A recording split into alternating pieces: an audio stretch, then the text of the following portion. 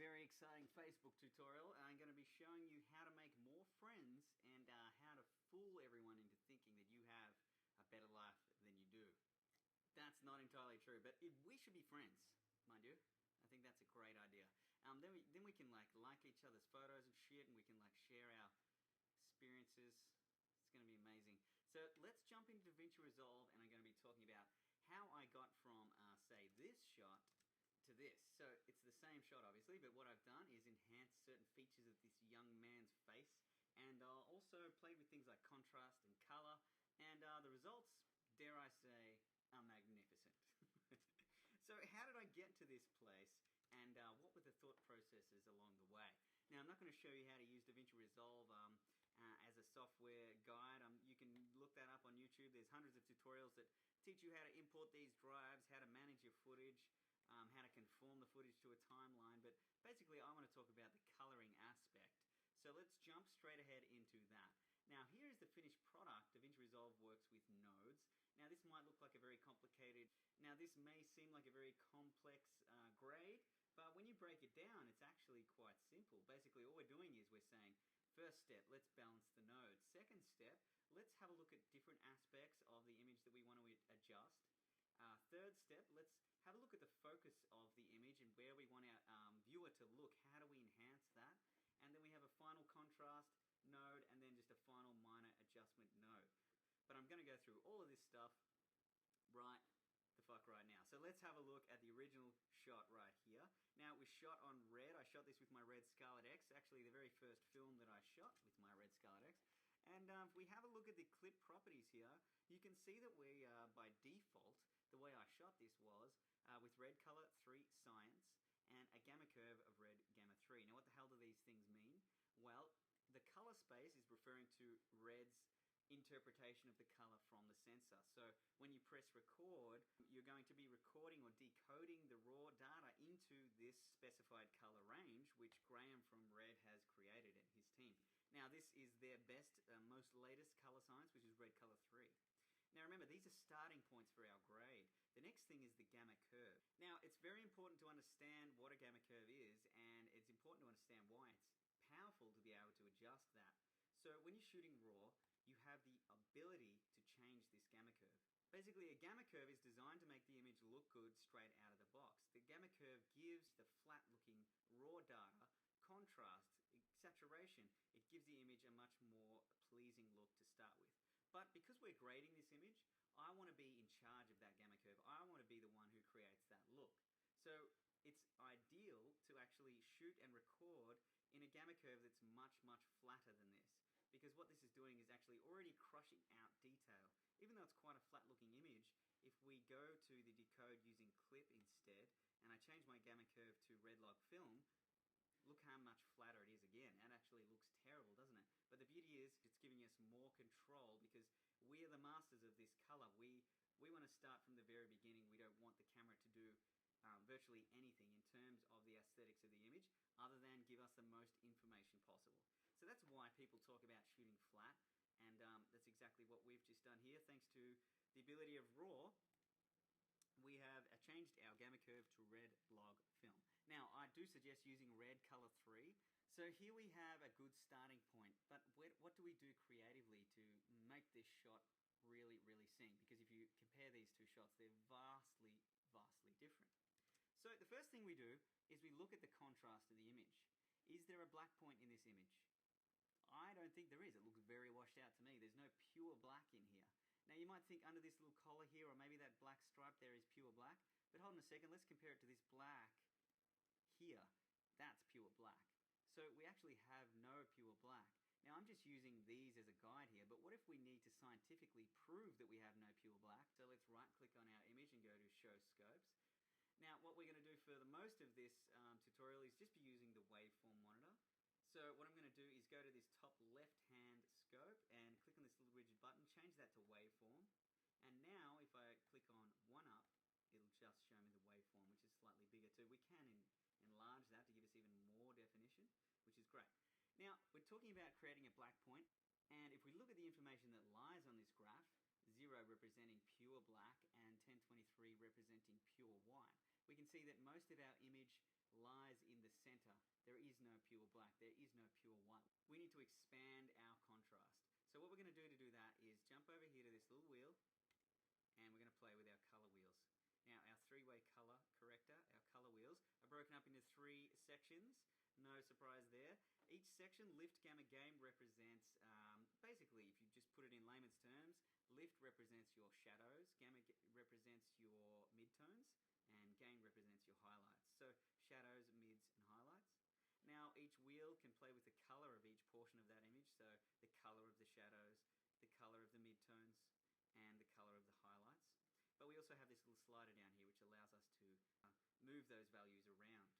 Now, what we want to do first is grab our lift and slide it to the left and drop all of our information down to the bottom of the screen. So now you can see right here that we actually have a pure black point. And my guess is that this portion of the image, if we use this as a guide of our visual representation, if we overlaid this graph onto this image, it actually represents everything you see in proportion. In other words, if we jump across this much from left to right and jump across this much from left to right, you can see that there is a pure black point right here. So if we could overlay that on there, that would be cool to demonstrate that. But you understand what I'm saying, right? So now we have created a black point, but the only pure black in this image at this stage is this portion of his backpack strap and maybe a little bit over here on this portion of his backpack strap. But before we jump ahead and just agree that that's pure black, there's something that I need to mention about a cast in the shadows. Now, when you look at the waveform monitor, you can see that there are indeed colors, red, green, and blue, but there's also variations in color like purple or pink or white.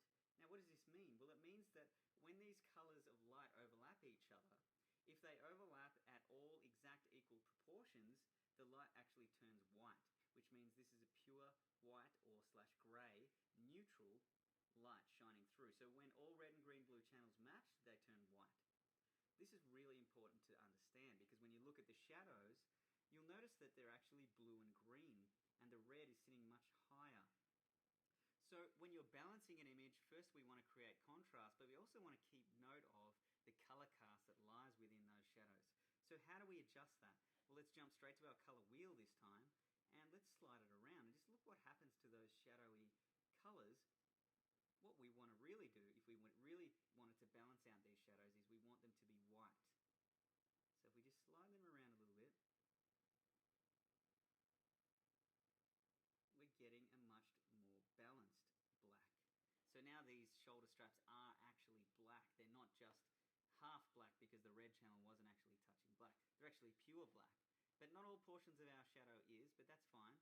So you can see over here that this portion of our shadow realm has red or magenta in it, but that's fine. So once you understand that, you're off to a very good start. The next thing we want to do is play with the highlights. Now, if you look at these highlights, you can see that there's a bit of green in our highlights. So once again, we want to correct that. So what I'm going to do is slide our highlight gain slider around. And once again, we want our highlights to all match and be pure white. So that's looking better. Now we have almost a pure white, and it's got a little bit of yellow in there, but that's fine. It is sunlight, right? And this is actually referring to his hair here. This is referring to the sky over here. So what we've done now is we've balanced our shadows and we've balanced our blacks, but we still need to increase the brightness of our highlights because if we look at 1023, which represents pure white, we have no pure white in this scene. So let's just quickly have a look at the image and ask yourself, should it have a pure white portion of the image? And indeed it should. I mean, look at this highlight in the back left corner here. That is the sky and it's completely blown out. So yes, that should be pure white in terms of the first node when bouncing this image. So we've done that. What we need to do now is just bring it right up. And as we've brought it up, we've actually increased colors in red. So we need to balance that out a little bit. So just once again, try and balance that out as best you can. And let it hit the roof. So now we have a balanced image, roughly.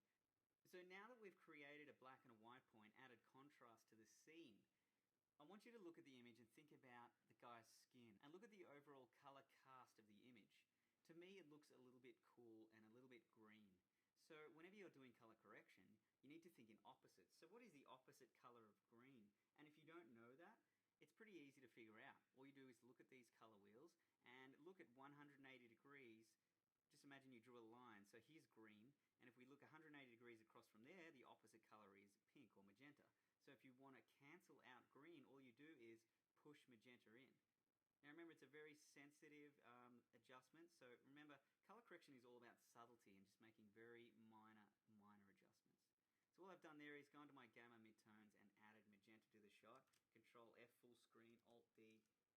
Now we're looking pretty good. We've got a balanced image, and in terms of white balance, it's looking pretty damn good to me. So let's compare that to the finished grade. We're still a ways off. His skin looks a little bit pale. The background is looking almost black and white. The contrast could be increased. The sharpness could be increased. His eyeballs and the color of his eyes could be enhanced. All of these things we're going to get into in a second. So now we want to create a new node. So how do we do that? As long as you've double-clicked on this node, if you press Alt-S for Sam or Samantha, then you have node number 2 here, and now we can start grading that without affecting our original balanced node. But keep in mind that these are an addition. So every time you add a node in the chain, they're adding each correction to get to a final result, which is over here. So we'll go into that in a bit more detail in a second, or it will make more sense as we go through this tutorial. But the second node, we want to make a selection. I want to start modifying specific portions of the image. So in our first node, we kind of did that using this 3-way color wheel thing, where we selected shadows, midtones, and highlights. But now we're going to get even more selective, and we're going to use a method called qualifying. So if we go over here to the second tool and click on qualifier, we have this little magic wand tool that we can use, just like in Photoshop. And what we could do, for example, if I wanted to select this guy's skin, I could just click on the skin and it would give me a selection. But I want to teach you the ins and outs of this qualifier because it really pays down the track when you're making more difficult selections. So let's turn off that magic wand tool for a second and have a look at the image and ask yourself 3 questions. What color is this guy's skin? How saturated is the skin? And how bright or dark is the skin? So whenever you're trying to select something, you just need to ask yourself those 3 questions. And let's have a look at the image right now. So at the moment, the qualifier has not been set up to specify any range. It's just selecting the whole range. So what we want to do is have a look at the skin and ask ourselves, is it green, is it blue, is it yellow?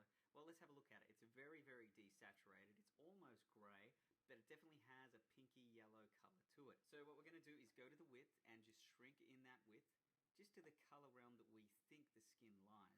Now, once we play with the width, we can then go to the center and slide that around as well.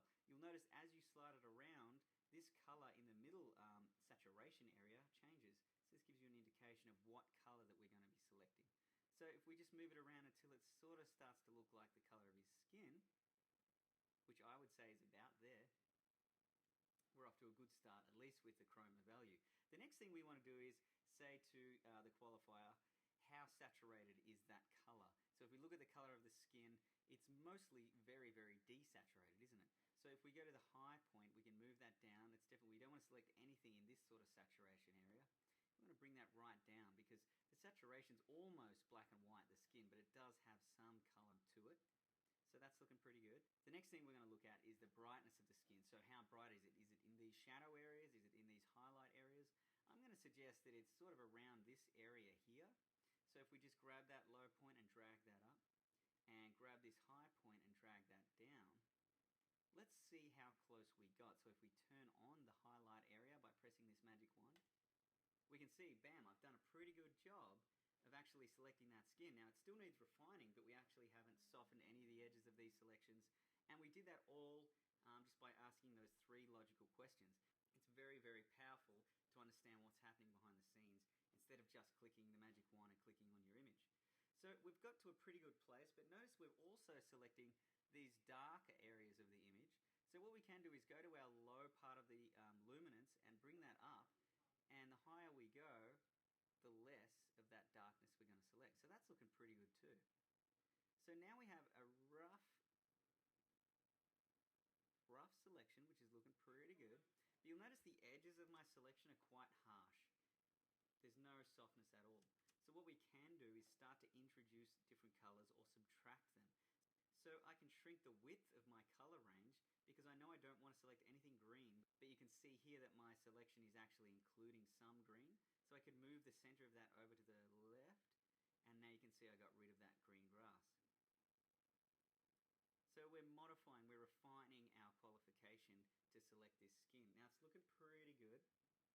I want to try and do a little bit better and not include that hair up there. So if we look at our brightness value, maybe the brightness can bring down, but not too much, because then we're going to start losing highlights on his skin. This is where you have to be gentle.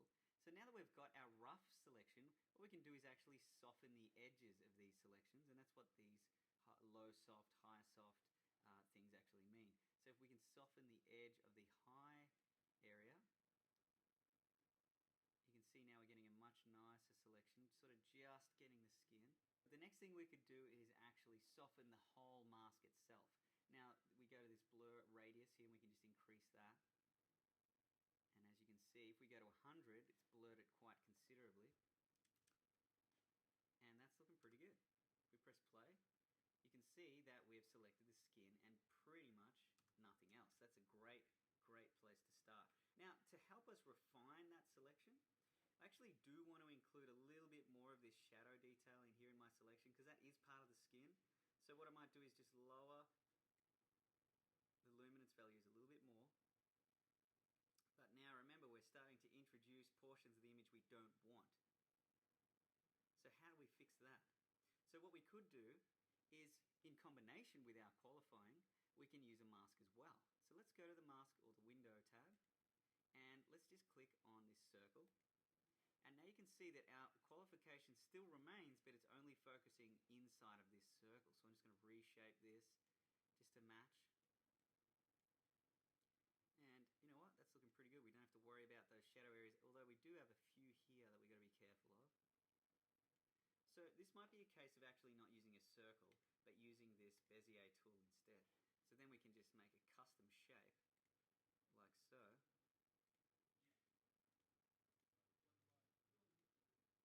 And now we can soften the edges of that shape just by moving the yellow portion, because the yellow portion of the window actually refers to how soft that part of the mask is, as you can see down here. So the further away the yellow is to the green, that is how soft the selection is going to be. So we can just modify this. And now we have,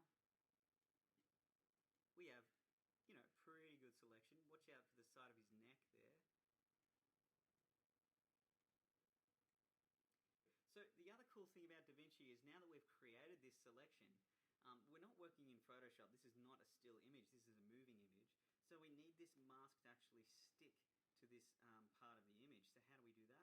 Let's go to this little crosshair button here. And now if we just press play, it's going to analyze the scene and try and keep this mask stuck to this guy's face, which is awesome. But what I've found is, depending on the shot, if this guy's not moving towards or away from the camera, right? So we don't need to include a zoom analysis. So let's turn zoom off. And now if we just press play and just watch what happens, DaVinci will track the guy's face and usually do a very good job. So we might need to refine it a little bit, but if we just let that go, it's keyframing our mask for us, which is fantastic. So now we can just drag our cursor back to the point we pressed forward, and now we want to track in reverse. So let's press backwards from there. For this exercise, that should do us. Now, you'll notice that the mask doesn't actually perfectly track. So sometimes you might want to go in and make some little adjustments yourself. So for example, where his face sort of crosses, his cheek crosses the mask there, I might want to make a little adjustment to that and keyframe it myself. So what I'm going to do is go back to where it's not crossing, which is there. Make sure I've double-clicked on node number 2, which is this node, the one we're working on. And then if we go to the keyframe down here, where it says number 2, if I press A for auto, enable that. Now all I have to do is just make one little adjustment to our mask, and you'll notice a keyframe automatically pops up. So what we can do now is expand that keyframe window just to help us. And we can zoom in a little bit too. And now what I'm going to do is just scrub through this until his chin crosses that, and I'm just going to keyframe it myself. And you could go through this whole clip and literally just keyframe everything just to a finite detail. But so now you'll see the mask animates according to my new keyframes.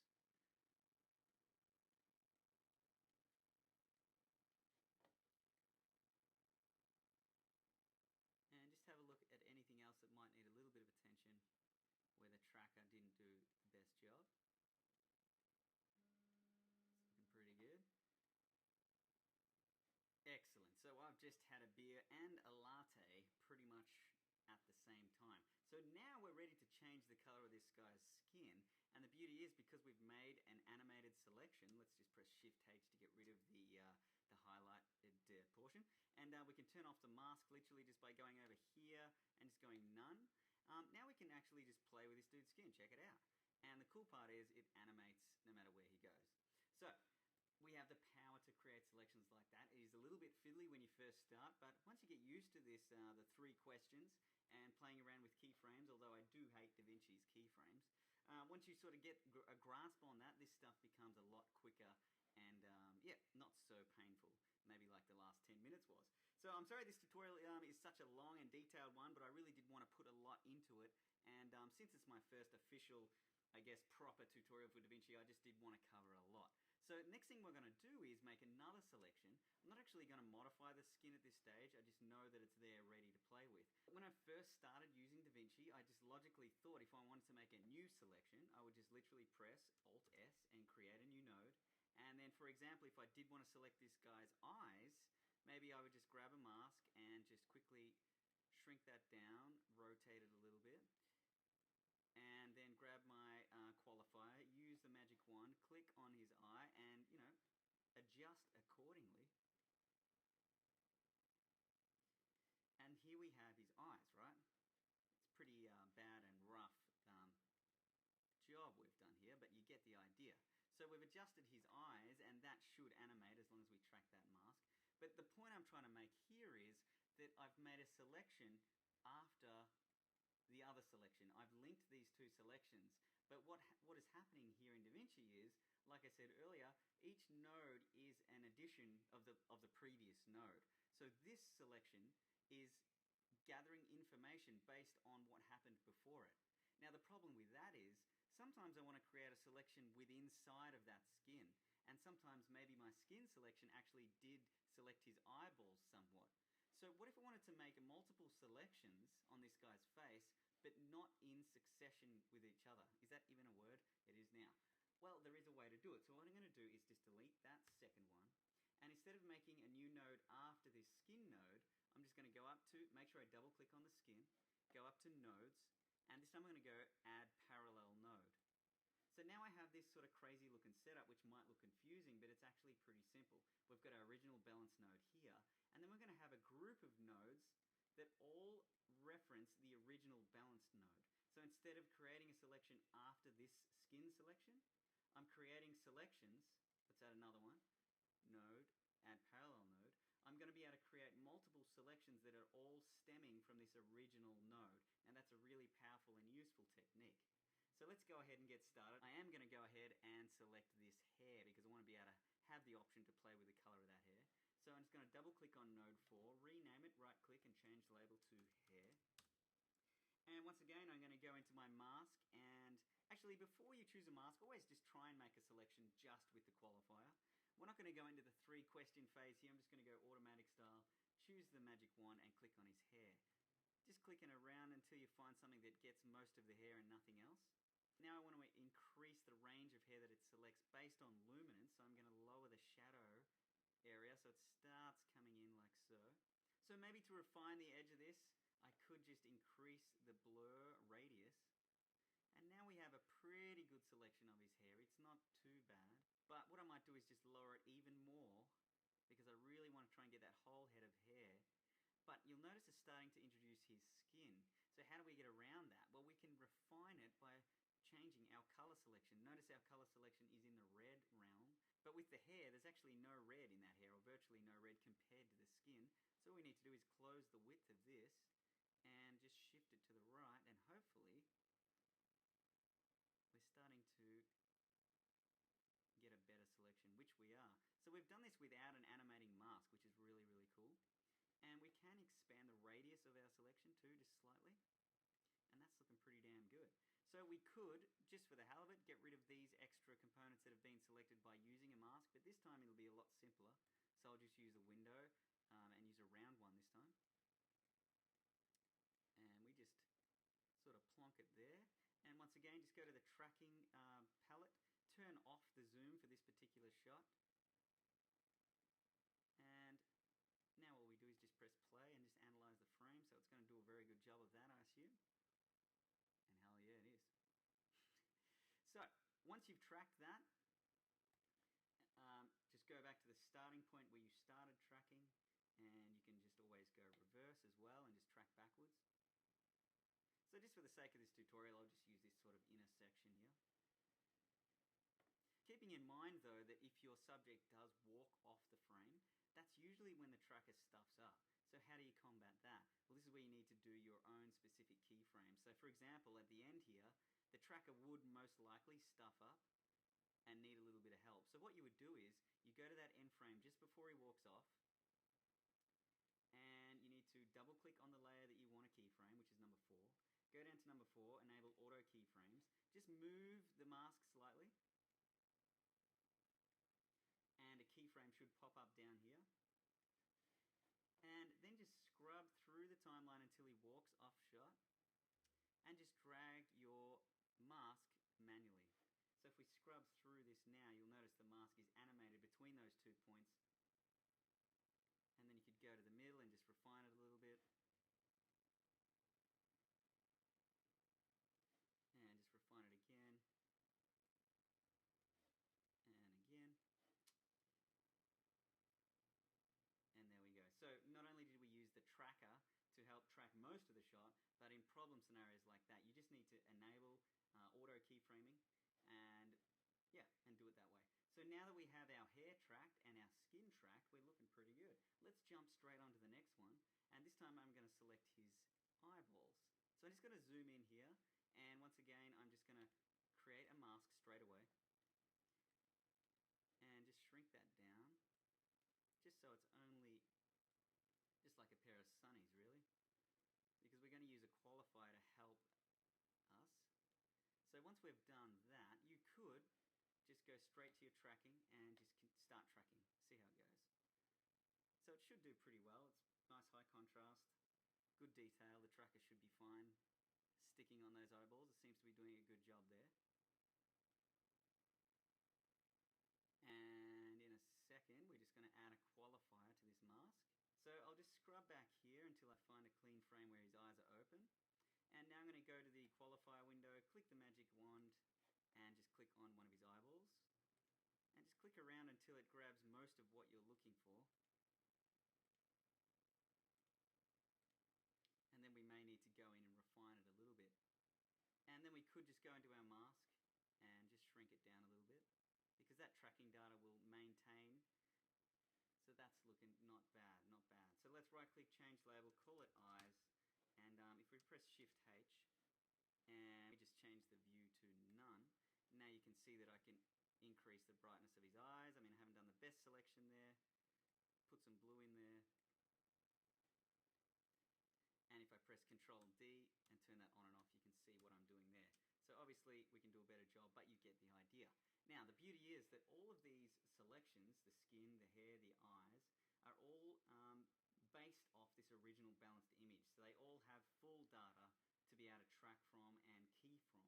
Now this parallel node here actually isn't very useful for us in this particular example, but it's absolutely necessary for this setup. So basically we have our balance node on the left, our parallel node on the right, and now before we go any further we need to add another node.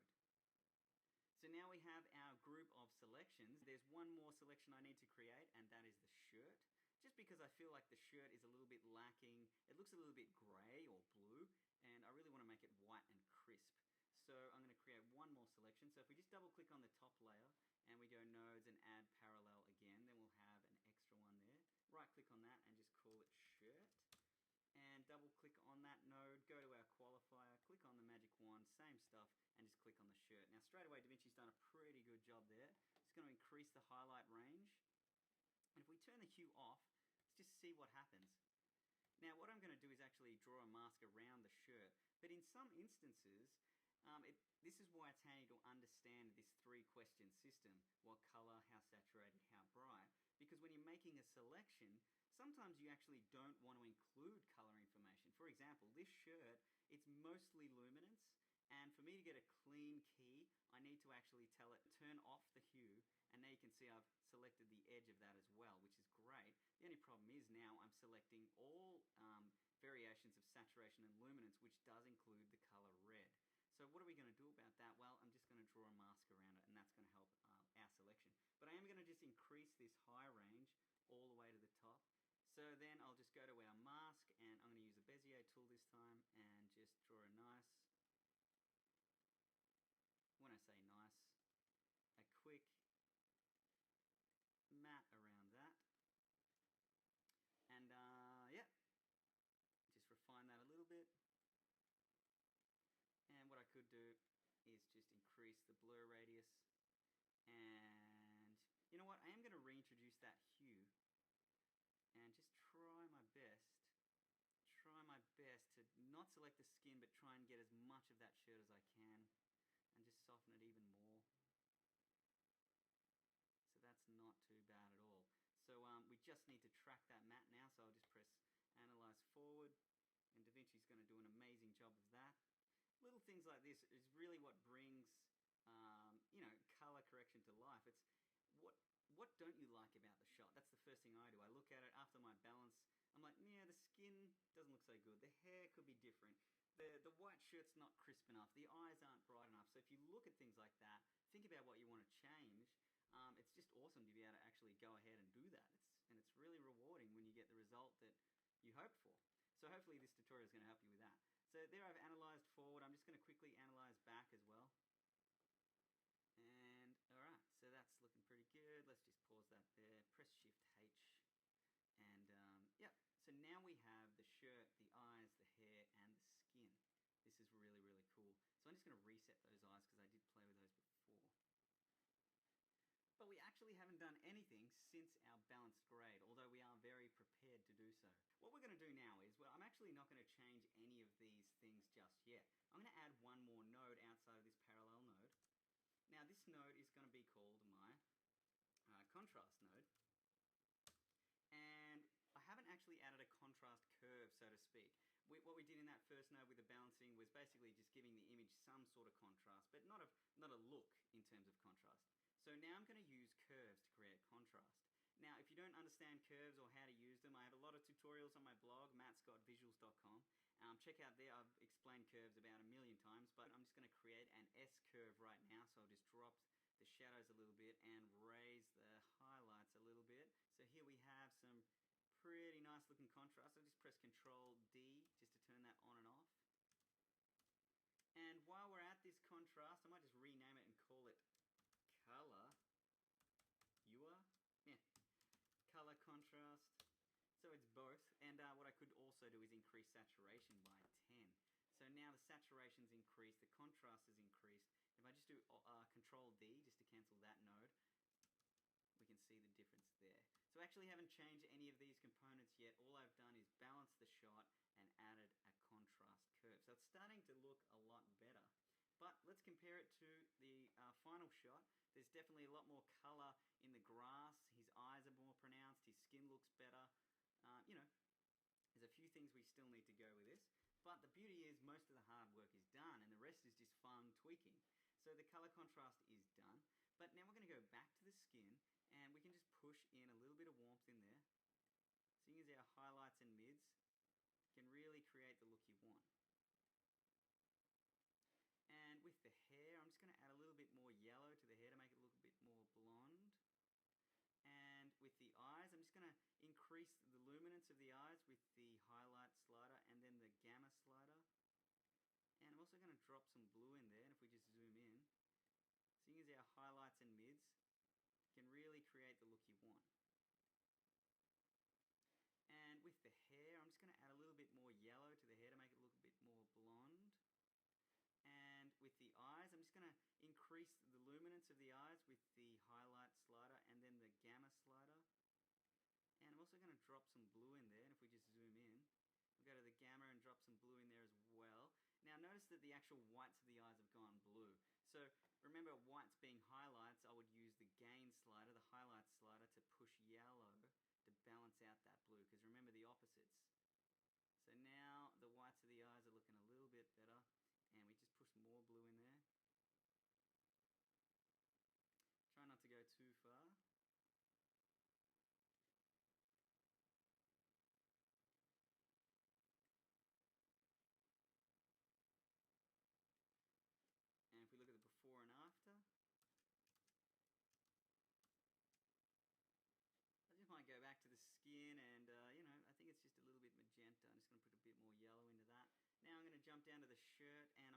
increase the brightness of the shirt using the gain.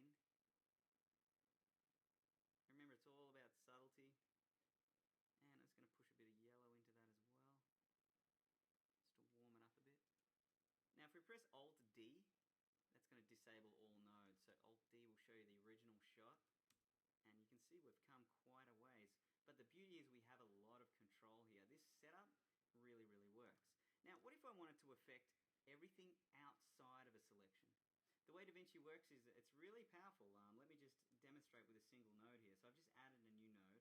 And I'm just going to add a mask here. So here's a mask. Now if I made that dark just by dropping a curve in there, you can see that the inside of the mask is dark. But what if I wanted to maintain that correction, but then add a correction outside of that same mask? Well then all I do is right click and go add outside mask. And now you can see these there's a dotted line there plus a solid line. So these nodes, 8 and 9, are linked. 8 is the inside and 9 is the outside. So now we can make 9 brighter or darker. So that's how that works. So the reason I brought that up is, let's delete those two nodes. I want to go to the skin node now, and I'm going to add an outside node to the skin. So basically everything outside of this skin, I want to add a blue tinge to the shadows. So we can go right click, add outside node, and you can see this little outside node that lives up here.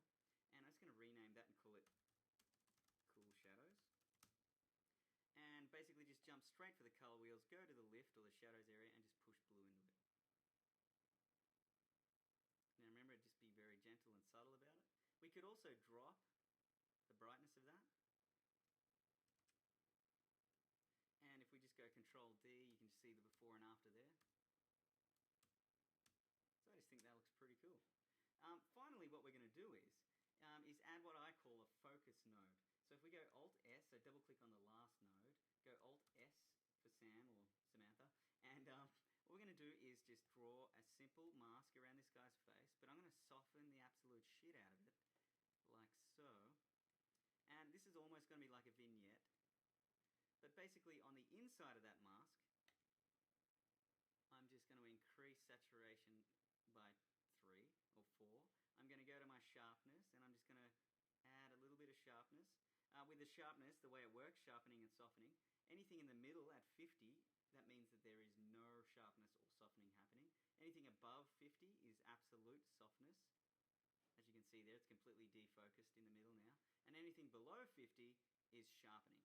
So now you can see that it's very, very sharp, and it starts to introduce artifacts if you're not careful. Generally speaking, with red footage, I don't really like to go above, say, 46.46 sharpening, and even that's quite extreme. But you can see what it's done there. I've added sharpness and a bit more saturation just to the center. If we press Shift-H, you can see this is the area that I'm affecting.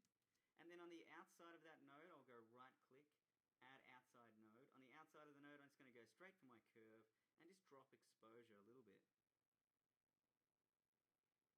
And while we're there, even though we have a super shallow depth of field, I'm just going to go to my blurring sharpening tool and just add a blurriness of about 3.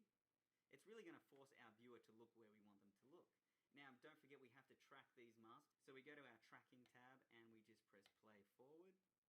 Now, the beauty of using the inside-outside method is you only have to track once, because the outside node obviously affects everything outside of this mask regardless. So if this is tracked, then you know that your outside node is tracked as well. So once you've done that and tracked backwards as well, you can see that we've got a pretty good looking grade. And obviously the beauty about this method, or the way of using DaVinci like this, is that you can change whatever the hell you want. So keeping this in mind, this is not the best way to do it, it's not the only way to do it, this is just a way that I find works really well. And it doesn't work for every shot either. So you really have to get good at mastering this qualifier tool, animating masks and things like that. But also just get good at looking at image and thinking, what is going to look good? What can I enhance in this shot? And even now when I look at it, I feel like his face could do with a little bit more light.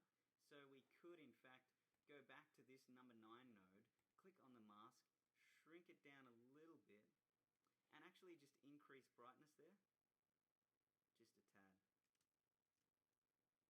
And that's looking pretty damn good. So yeah, that pretty much wraps up my tutorial. Hopefully this was really helpful for you guys. DaVinci Resolve is a little bit daunting when you first jump in. But once you start understanding nodes and the power of nodes, but also understanding these simple tools and how they can really, give you a lot of flexibility and freedom with color, you're going to really start enjoying it. And it's actually a really empowering process to learn color correction, especially since, a lot of cameras are going RAW these days. If you don't understand how to get the most out of your image in post, you're going to fall behind. So not only is it good to stay ahead of the game, but like I said, it's also very rewarding. So check out my blog, be friends with me on Facebook, and there'll be more tutorials to come. Thanks for listening. My name's Matt Scott, and I'll see you next time. And while you're on Facebook adding me, why not type in Sissy Boy and in brackets short film, and check out the work of Cameron McCulloch. He's the writer-director and good friend of mine who is the man behind the film. So go and check out their page, like it if you like it. I think it's jumping around festivals as we speak. But it was a lot of fun to shoot. So it'd be great to get your support. Indie filmmakers, unite. And what the hell, while you're on Facebook, type The Ninja Movies and check out the film I'm shooting right now. I think we're 8 days into principal photography. It's a 33-day shoot, feature film about ninjas. Who the hell doesn't like ninjas? If you don't like ninjas, you're probably a samurai or something like that. But anyway, I'm having an absolute blast shooting this film. And back to work tomorrow. I've had 3 days off. It's been freaking awesome. We've been in like mud trenches with guns and shit and explosions.